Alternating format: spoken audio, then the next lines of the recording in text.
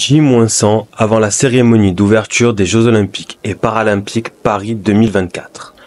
Pour marquer l'occasion, le département a remis au club de voile des équipements sportifs destinés à la pratique de leur sport. Alors ces JO, on le dit, on le redit, ils sont une chance pour notre territoire. Invités à monter sur scène, les minots des différents clubs de voile du département se sont vus remettre des sacs, des parkas ou encore des voiles estampillés département des Bouches-du-Rhône.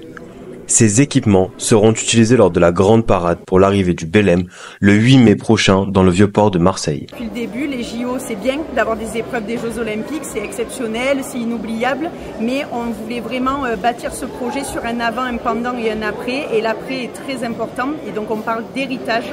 sur ces Jeux Olympiques et Paralympiques, et l'héritage passe en premier lieu bien sûr par les équipements. Je le dis et je le redis, depuis 2015, nous avons investi 160 millions d'euros dans la rénovation et la construction d'équipements sportifs sur l'ensemble du département des Bouches-du-Rhône, et l'héritage passe aussi bien par les vocations, à ce que des jeunes et des moins jeunes se sentent attirés par des sports qu'ils n'auraient peut-être pas fait.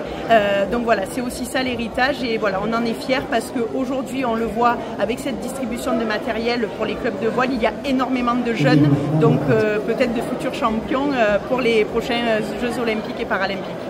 Plusieurs clubs étaient présents au rendez-vous pour recevoir ces fameux équipements à J-100 de la cérémonie officielle des JO 2024. La SPTT, le club de voile de Martigues entre autres, ou encore le club de la Pelle basé sur le site de la Marina olympique. C'est une opération très intéressante et on remercie deux fois